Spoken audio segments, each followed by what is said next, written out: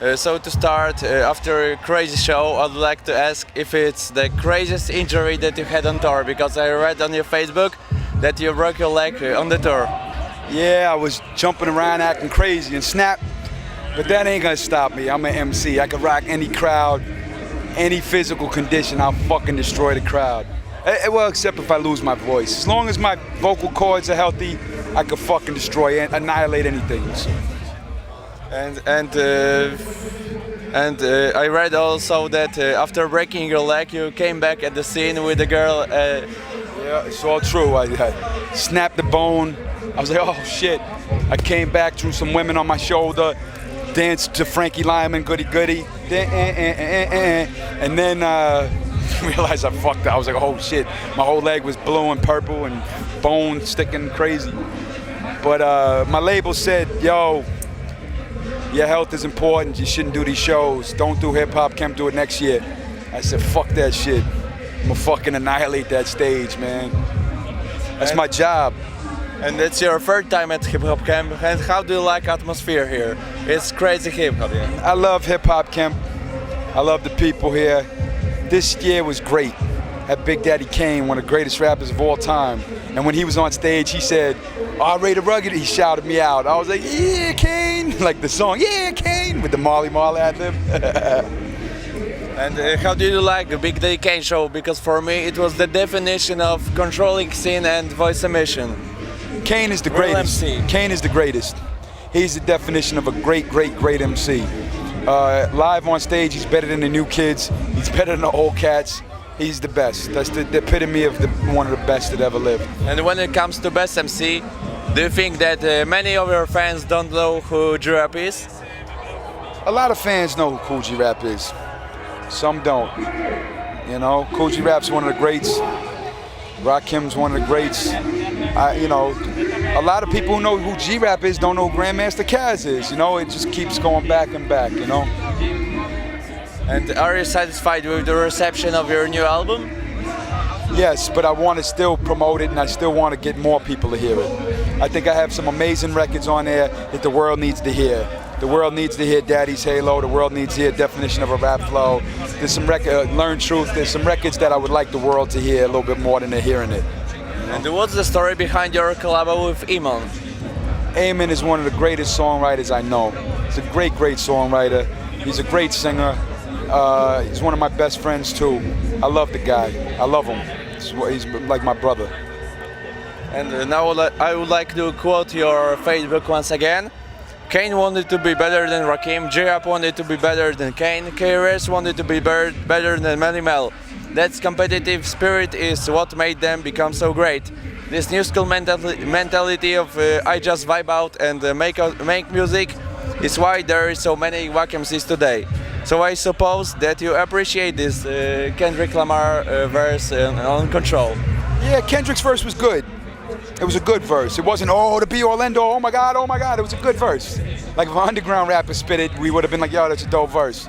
No, it would have been like, oh my God, the game-changing verse. Because it wasn't, you know, what it was is Interscope is a machine. And Kendrick is signed to Interscope, the same machine that signed 50 back in the day and M back in the day that they know how to blow things up. So Kendrick basically spit a competitive verse that if an underground rapper spit it, you'd be like, yo, he killed it. But you wouldn't think it was the greatest verse ever. It was a good verse. But Papoose, you know, I like and respect Kendrick, and I like what he did on that record. Papoose annihilated Kendrick. Crazy, yeah. Papooses verse against Kendrick was frightening. He went for the jugular and tore that boy. You know, I don't think Kendrick's gonna respond to it, but because Papoose isn't a big mainstream artist, but Papoose won. He won. But it was something like waking up in MCs the old school competitive spirit, yeah? Like a Kendrick show, we are all the MCs, we can be friends, but we need to battle all the time and become. Shit I've been saying for years though. If you I said I'm not just the king of New York, I'm the king of the whole game, putting rappers in, you know, I've been saying it for years. That I'm there to annihilate whoever the fuck comes in my way. That is the competitive spirit of hip hop. It's just that a mainstream, well-marketed, well-publicized artist that not just the underground knows, but the mainstream knows him and the pop crowd knows him and everybody knows Kendrick. You like even people that don't like rap or listen to rap know Kendrick. So when he said basically the stuff that I said and way rappers before me said, and rappers it's targeted at the people then that don't know it and don't want to find it. Yeah, it's nothing that Kool Mobb Deep didn't say before all of us. And that's the thing too, when Papoose dissed the shit out of Kendrick, everyone's like, oh, Papoose went too personal. The fuck you talking about? It's hip hop. Kool Mobb Deep was the most fucking cut your throat, say the foulest shit about everything possible. LL to Ice-T, talking about Ice-T's wife. I took the cover home, right back to home to the bathroom, jerking off on his wife. You know, like, you say whatever the fuck, it's a fucking war. That's like, you got fucking 100 soldiers coming to kill you, and you pull out a tank and blow up the fucking soldiers. Oh, he went too hard. No, he blew up the soldiers that were coming to kill him. So you go hard. That's what you're supposed to do. Yeah, something like a freestyle battle. Yeah. Even if your best friend is battling you, you need to kill him at the scene. Yeah? Or a boxing match. Yeah. You go in a fucking ring with someone you're friends with. What are you gonna be like? Well, I don't want to punch him that hard because he's my friend. And punch him like a. And no, you punch the shit out of your friend, or he's gonna punch the shit out of you. And a few days ago, that was a quality video, Human Mic, released directly by you. You also produced a film, Bad Biology, and is it a target for you to come into the film business also? Well, I don't know about the business. I'm not a real business-oriented guy. I'm an art-oriented guy. You know, I like the behind the scenes. I like making music. I like making film. I like directing videos. I like editing. I like making classic music. That's what I like to do.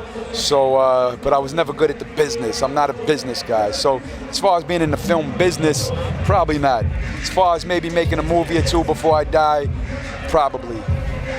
And what's the story behind recording Kant Renaissance? Have you met Biggie in the studio, or he sent you a verse? Because in the web there are a lot of stories about No, they weren't sending verses back then. We're talking about the 90s. I did a couple songs with Biggie, and every time we was in the studio together, you'd order them a little car service, $40 car ride, bring them to the studio, and you'd all rock together. That's what you did. There was none of this, oh, I'm gonna email you a verse. There wasn't even email. Where are you gonna send us a verse? Fly us the 2-inch reel from another town? That shit didn't exist. This is 2-inch reel era, the real era. It was the reel to reel era. Like, real, that's 2-inch tape era. And your show today was really crazy, and if you need to choose one MC that gives the craziest show, who would it be? The best performers, Bismarcky was a great performer. Big Daddy Kane is one of the best performers. Busta Rhymes is a great performer. The Cold Crush brothers were great performers with their routines. Dougie Fresh is one of the world's greatest entertainers. More new school, Tech 9 puts on a great show, new school. A lot of great MCs in history that put on great shows. And also, when it comes to your Facebook, I saw a photo at, I don't know where it was, but you had a photo with burgers named by dead rappers. Yeah, that was the last festival when you went to get dinner. It was like, yo, the Nate Burger chicken sandwich, or blah, blah, blah. It was funny. That was like, I don't know whose idea was it to do it like this. Yeah? It was cute. It's weird and funny and strange. That's why I took a picture of it. Are you next? Are you next? Oh, my baby. Okay, so last words for Polish fans. What would you like to add to them? Poland, you got some of the most beautiful women in the world. Good fans. Oh, Sokol is my man. Shout out to Sokol. He's a big rap out there, and we're planning on doing a record together for like a year now. I gotta give him my verse, and he gotta give me the verse. Shout out to that dude, and bring me over there. Let's do some Poland shows in December. I'm here in December. Contact Karen at Sabotage, and let's do a little Poland run too. I'd love to get back there. Last time I was there, I think was 05 maybe, 2005. I haven't been there for a while. Yeah. Okay, so we are waiting for a Polish show, and once again, props for today's show. It was really crazy.